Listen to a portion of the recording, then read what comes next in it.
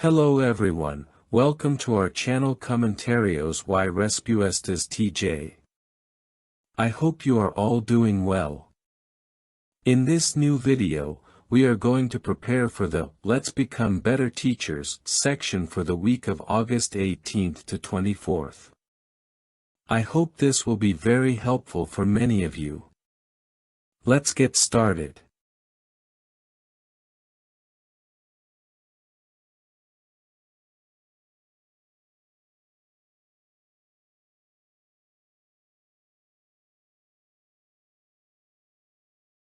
Alright, let's begin with Start conversations.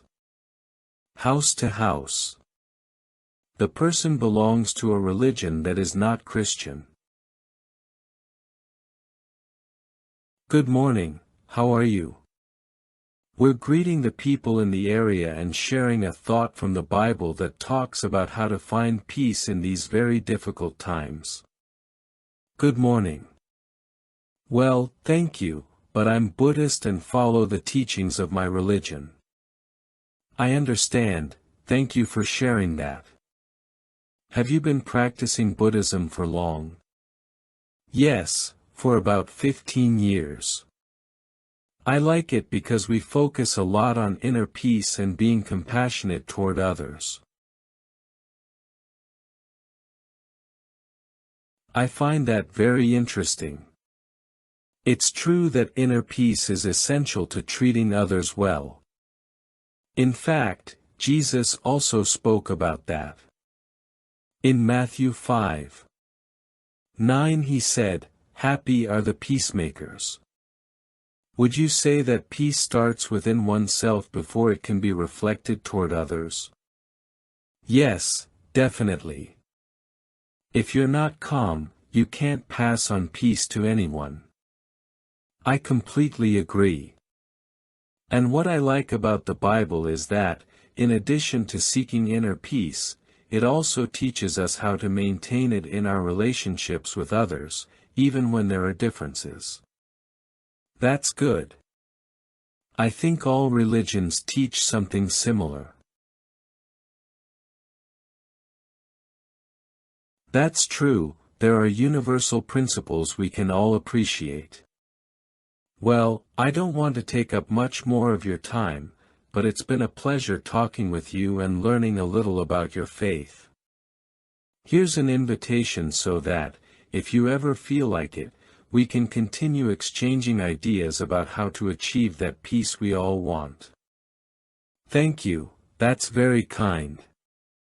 Have an excellent day.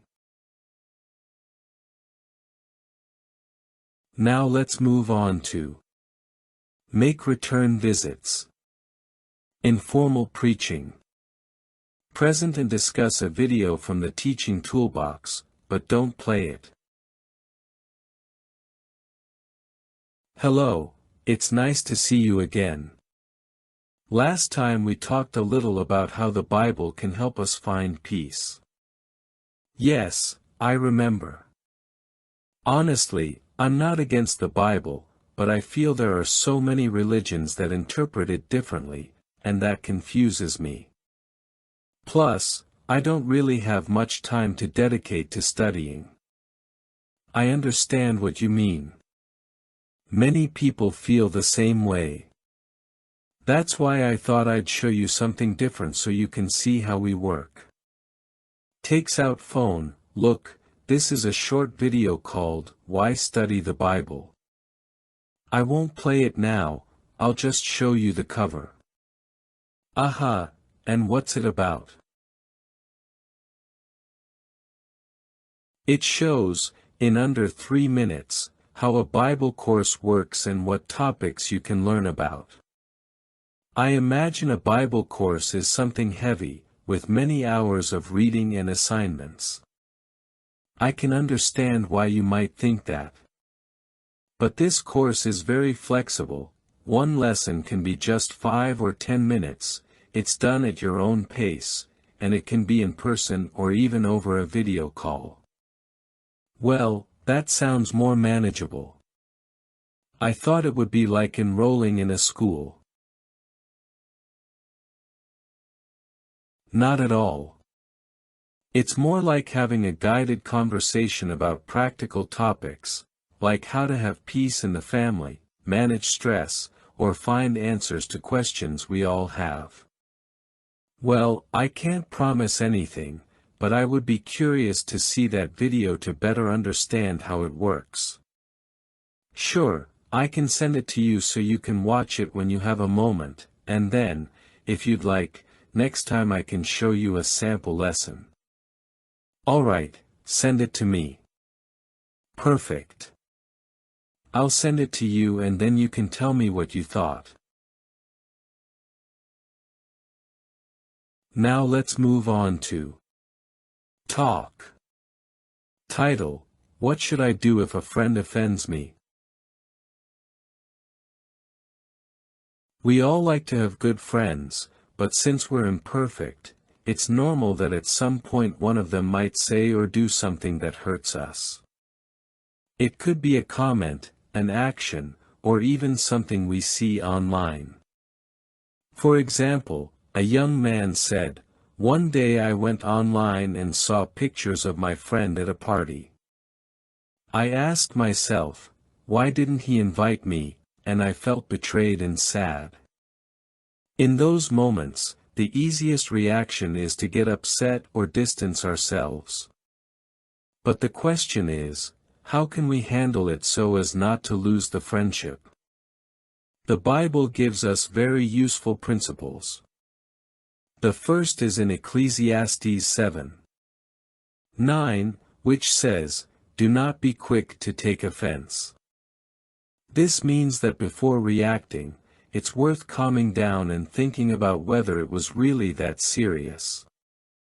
Sometimes, after a little time, we realize that what upset us wasn't that important. A young woman named Alyssa put it this way: sometimes, when time passes, you realize that what upset you isn't that important. Maybe our friend didn't reply to a message or didn't include us in an activity. They may have had their reasons and didn't necessarily mean to hurt us. The second principle is in Proverbs 19:11, which says it is admirable to overlook an offense.